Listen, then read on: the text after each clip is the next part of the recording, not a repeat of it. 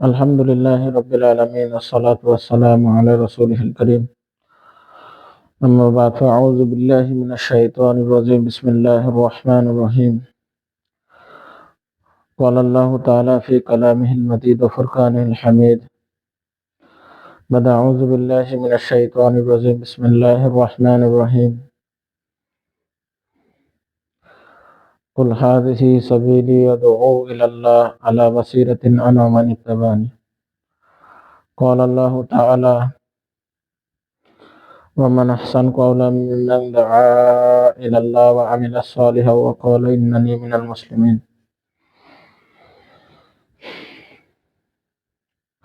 قال رسول الله صلى الله عليه وسلم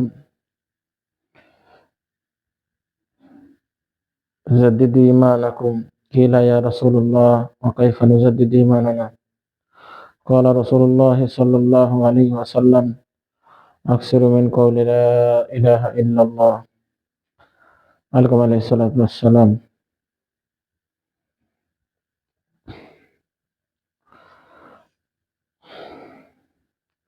মোহতরম ভাই দোস্ত বুজুর্গ আল্লাহ তাআলার ইহসান যে আল্লাহ তাআলা আপনার আমার দুনিয়ার ভিতর মানুষ রূপে পাঠাইছে। মানুষ রূপে পাঠানোর পরে মুসলমানের ঘরে পয়দা করছে। মুসলমানের ঘরে পয়দা করার পরে আল্লাহ জাল্লা শানহু আম্মা নাওয়ালুহু রাসূল সাল্লাল্লাহু আলাইহি সাল্লামের উম্মত হিসেবে দুনিয়ার ভিতরে পাঠাইছে। দুনিয়ার ভিতর সবচেয়ে বড় নিয়ামত এটা যে আল্লাহ তাআলা আপনার আমার দুনিয়ার ভিতর হুজুর সাল্লাল্লাহু আলাইহি সাল্লামের উম্মত হিসেবে দুনিয়ার ভিতর পাঠাইছে। দুনিয়ার সমস্ত নিয়ামত একসময় শেষ হয়ে যাবে। যে জিনিস শেষ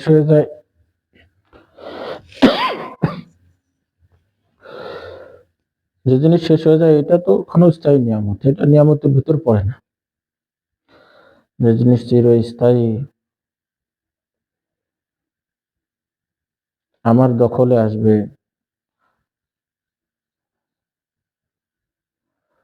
ফলে সেটাই আসল নিয়ামত। আল্লাহ তাআলা ঈমানওয়ালাদের জন্য সবচেয়ে বড় যে নিয়ামত রাখছে সেটা হচ্ছে ঈমান।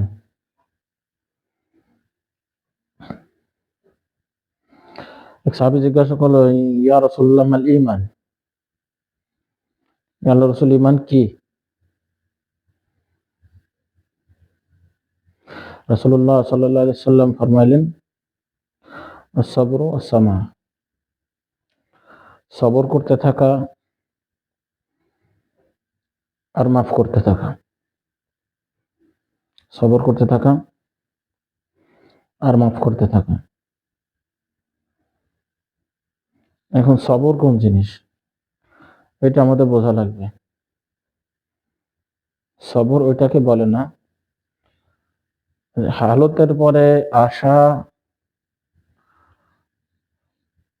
পরিস্থিতির উপর আসা হালতের উপর ধৈর্য ধারণ করাকে সবর বলে না। অনেক হালত আসে মানুষের গুনাহের কারণে, আর গুনাহের কারণে যে হালত আসে এই হালত সবর দ্বারা দূর হয় না। এই হালত সবর দ্বারা দূর হয় না। গুনাহের কারণে যে হালত আসে এই হালত সবর দ্বারা দূর হয় না। একটা পুলিশে চোরে পিটাইতেছে, বলে যদি কিয়ামত পর্যন্ত ধৈর্য ধারণ করে, মৃত্যুর আগ পর্যন্ত ধৈর্য ধারণ করে, তো তার হালত দূর হবে না। এটাকে সবর বলে না। সবর ওইটাকে বলে যার ভিতর তাকওয়া আছে, যে সবর ভিতর আল্লাহ ভীরুতা আছে, ওইটাকে সবর বলে।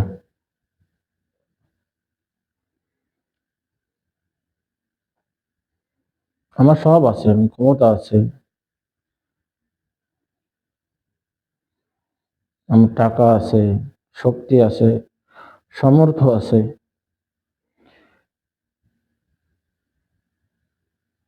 কিংবা আমার পরে যে আসছে যে হালতটা, এই হালতটা দূর করার মতো ক্যাপাসিটি আমার আছে।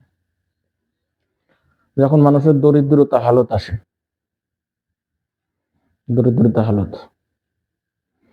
দরিদ্রতা মারাত্মক একটা হালত, যে হালতের কারণে অনেক ইমানদারও মুরতাদ পর্যন্ত পৌঁছে যায়। অনেক ইমানদার দেখা যাবে, সেই ইমানদার চলতেছে ফিরতেছে, তাহাজ্জুদ পড়তেছে, তাহাজ্জুদ গুজার, আল্লাহর রাস্তায় হরকত করতেছে,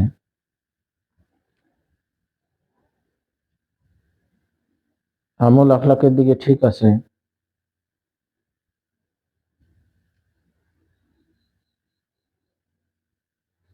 কিন্তু যখন তারপরে হালত আসছে, দরিদ্রতা আসছে, সে সবর করতে পারে নাই। তৎক্ষণিক সে মিথ্যা কথা বলে হয় মাল বিক্রি করছে, ব্যবসার সাথে সম্পৃক্ততার হয়েছে, মিথ্যা কথার সাথে, সুদের সাথে, তৎক্ষণাৎ যে সে ইচ্ছা করলে সে সবর করতে পারত, ধৈর্য ধারণ করতে পারত, কিন্তু ওই সময় সে সবর করতে পারেনি, হারামের লেনদেনের সাথে লিপ্ত হয়েছে। কিংবা সবর করতেছে, অনেক দিন ধরে সবর করতেছে, করতে করতে তার হালত দূর হইতেছে না, এক সময় সে হারামের ভিতর লিপ্ত হয়েছে।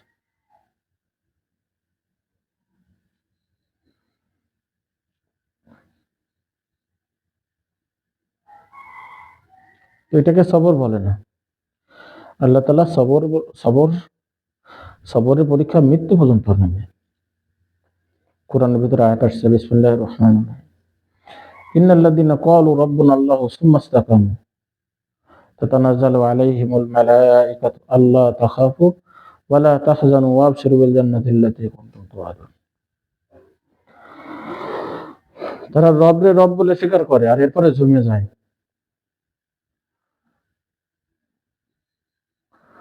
রুবুবিয়াতের পরীক্ষা, আল্লাহ তাআলা রুবুবিয়াতের হল বানাইছে, রুবুবিয়াতের স্বীকৃতির হল বানাইছে দুনিয়াকে, আর আখিরাত রাখছে রেজাল্টের জন্য,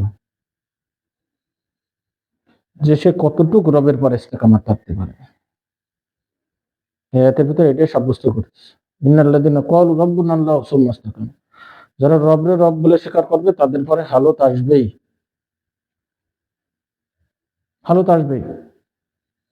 আর এরপরে তারা জমে যায়।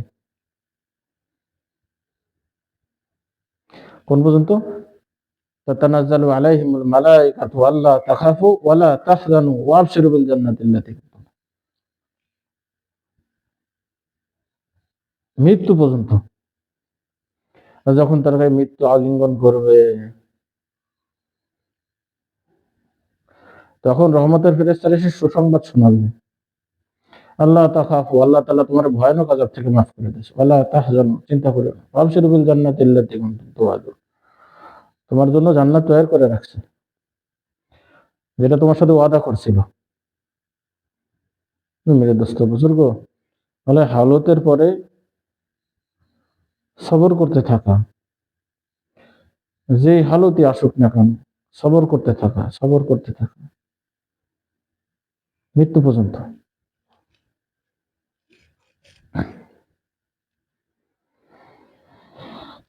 সবর তাকওয়ার সাথে হওয়া দরকার।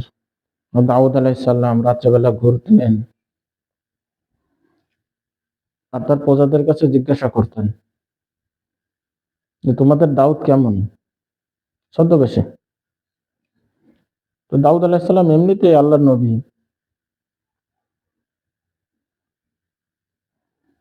আর আল্লাহ তাআলার মনোনীত বান্দারে যে দায়িত্বের পরে দেয়, আল্লাহ তাআলা সেই যোগ্যতাটা তারে দিয়ে তারপরে ওই দায়িত্বটা দেয়।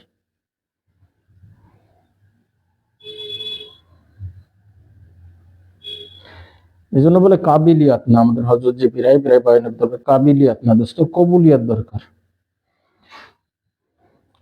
দরকার।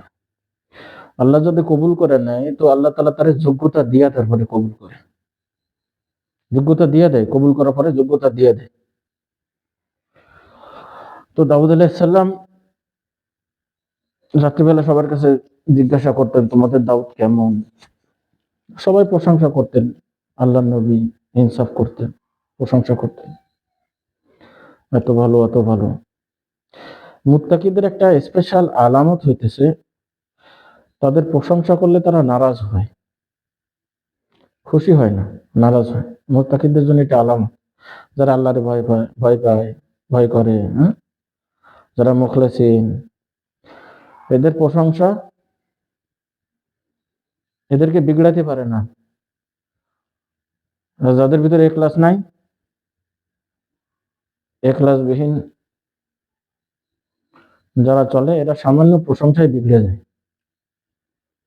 সামান্য প্রশংসায় বিগড়ে যায়। প্রশংসায় বিগড়ে যাওয়া অহংকারীদের আলামত,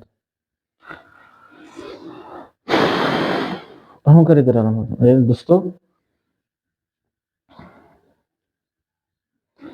আল্লাহর কাছে এখলাসওয়ালা আমল ছাড়া আল্লাহর কাছে কবুল হবে না। এখলাস খুবই জরুরি। সাহাবী জিজ্ঞাসা করতেছে, ইয়া রাসূলুল্লাহ, ঈমান কি?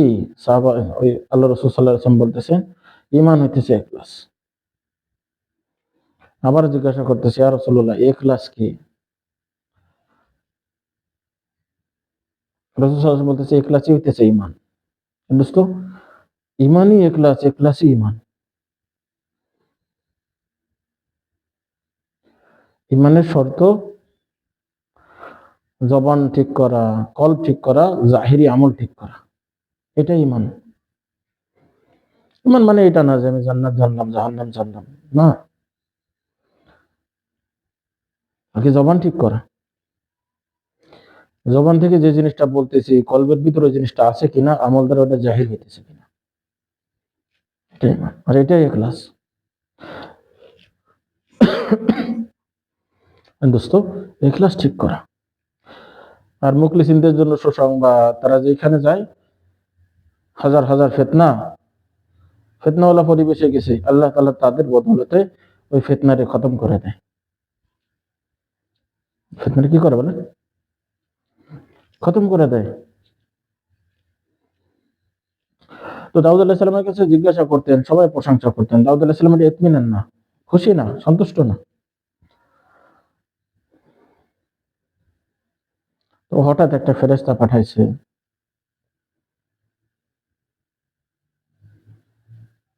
মানুষের চুল দিয়ে, মানুষের সুরতে, আল্লাহ তাআলা। তো ফেরেশতার কাছে জিজ্ঞাসা করতেছে, তোমাদের দাউদ কেমন? তো ও প্রশংসা শুরু করছে, এত ভালো এত ভালো, এই করে সেই করে। কিন্তু একটা দোষ আছে। তো দাউদ আলাইহিস সালাম তার কাঙ্ক্ষিত জিনিস খুঁজে পাইছে। নিজের ভিতর খুবিয়া তালাশ করা, দোষ তালাশ করা, নিজের ভিতর আমার যে দোষগুলো আছে এগুলো তালাশ করা মুখলিসিনদের আলামত, এটা মুত্তাকিদের আলামত। আমার দোষগুলো খুঁজে খুঁজে বের করা আর এটা সংশোধন করতে থাকা, সংশোধন তো মৃত্যু পর্যন্ত করতে থাকা। এই উম্মতে আল্লাহ তাআলা দুনিয়ার ভিতর পাঠাইছে চারটে কারণে। যে কারণে নবীদের পাঠাইছিল, এই উম্মতরে পাঠাইছে ওই চারটে কারণে। এই উম্মতের স্পেশালিটি এই কারণে যে আল্লাহ তাআলা এই উম্মতরে চারটে কারণে দুনিয়ার ভিতর পাঠাইছে।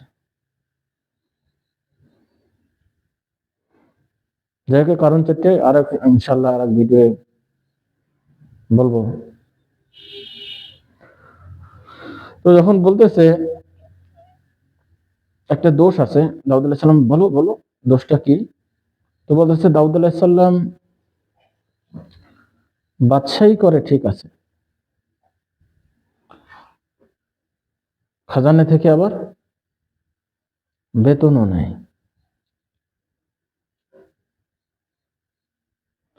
তখন সে বুঝতে পারছে যে আমি তো বাদশাহী আল্লাহর জন্য করব, আর নিজের জরুরত আল্লাহর কাছ থেকেই পুরা করে নেব, আল্লাহর কাছ থেকেই পুরা করে নেব।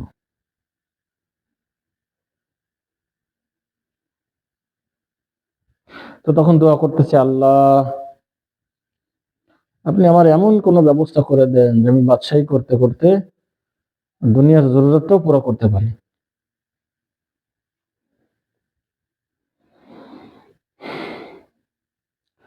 তখন আল্লাহ তাআলা ওহীর মাধ্যমে দাউদ আলাইহিস সালামকে জানাইলেন, দাউদ তুমি লোহা ধরবা, তোমার লোহা তোমার কাছে মোমের মতো গলে যাবে। তো দাউদ আলাইহিস সালাম খাজানা থেকে 1000 দিরহাম বেতন নিত। 1000 দিরহাম, পুরো মাসে 1000 দিরহাম বেতন নিতেন। তো দাউদ আলাইহিস সালাম সারাদিন রাত বাদশাহী করার পরে যে সময়টা উনি ফ্রি পায়, নিজের সময়টা বের করে নিতেন দুনিয়াবী জরুরতের কারণে। সামান্য সময় ছিল, সময়টা সামান্য ছিল, সময়টা সামান্যই ছিল। আর ওই সামান্য সময়ের ভিতর দাউদ আলাইহিস সালাম লোহা দ্বারা জিহাদের একটা মোকাম্মেল ড্রেস বানাইতে পারতেন। জিহাদের হেলমেট, জিহাদের পোশাক আশাক। দাউদ আলাইহিস সালাম লোহারে ধরতেন, নরম আকৃতির থাকতেন। যখন আকৃতি প্রদান করা হয়ে যেত তো লোহা এমনি এমনি শক্ত হয়ে যেত। আর ওই জামানায় একটা জিহাদের মোকাম্মেল ড্রেসের দাম ছিল 1000 দিরহাম।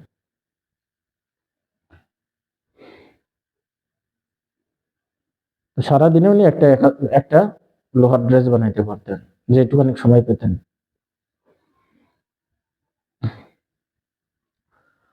তো আগে সারা মাসে কত? 1000 দিরহাম। আর এখন পুরো মাসে 30,000 দিরহাম আল্লাহ তাআলা তার দুনিয়াবী জরুরত পুরা করার জন্য ব্যবস্থা করে দিয়েছে। এজন্য মুত্তাকিদের জন্য সুসংবাদ, মুখলিসিনদের জন্য সুসংবাদ। আল্লাহ তাআলা তাদের অজানা 70টা রাস্তা থেকে রিজিক পাঠায়। অজানা 70টা রাস্তা থেকে রিজিক পাঠায়।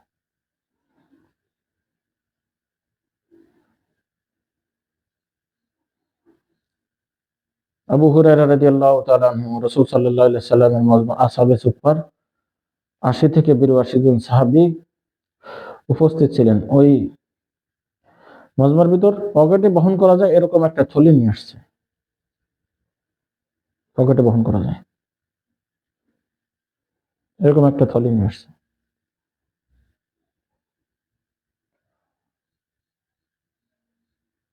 পকেটে বহন করা যায় কতগুলো খেজুর বা হবে, সামান্য কিছু খেজুর পকেটে বহন করা যায়, থলির ভিতরে নিয়ে আসছে। রাসূল সাল্লাল্লাহু আলাইহি ওয়াসাল্লামের কাছে পেশ করছে। রাসূল সাল্লাল্লাহু আলাইহি ওয়াসাল্লাম বলতেছে, আবু হুরায়রা তুমি আসহাবে সুফফার সবাইকে বন্টন করে দাও। আবু হুরায়রা রাদিয়াল্লাহু তাআলা অবাক হয়ে গেছে। তারপরেও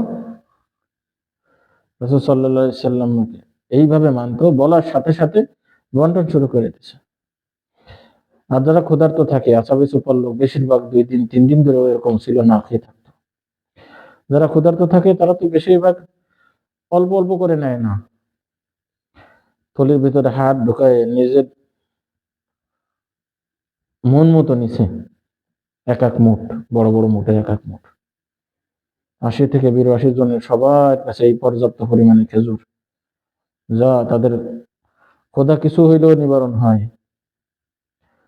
সবার কাছে নিয়ে গেছে, সবার কাছে নেওয়ার পরে ওই থলির খেজুর থলিতেই থেকে গেছে। তখন রাসূল সাল্লাল্লাহু আলাইহি ওয়াসাল্লাম বলতেছে, আবু হুরায়রা তোমার যখন ক্ষুধা লাগে ওই থলি থেকে নিয়ে নিয়ে খাইও। আবু হুরায়রা রাদিয়াল্লাহু তাআলা আনহু বলতেছে, আমি রাসূল সাল্লাল্লাহু আলাইহি ওয়াসাল্লামের জামানা ওইখান থেকে খেজুর নিয়ে খাইছি। আবু বকর সিদ্দিক রাদিয়াল্লাহু তাআলা আনহুর জামানা ওই থলি থেকে খেজুর নিয়ে খাইছি। ওমর রাদিয়াল্লাহু তাআলা আনহুর জামানা ওইখান থেকে খেজুর নিয়ে খাইছি। ওসমান রাদিয়াল্লাহু তাআলা আনহুর জামানা ওইখান থেকে খেজুর নিয়ে খাইছি। আলী রাদিয়াল্লাহু তাআলা আনহুর জামানায় জিহাদের ময়দানে ওই থলিটা হারায় যায়।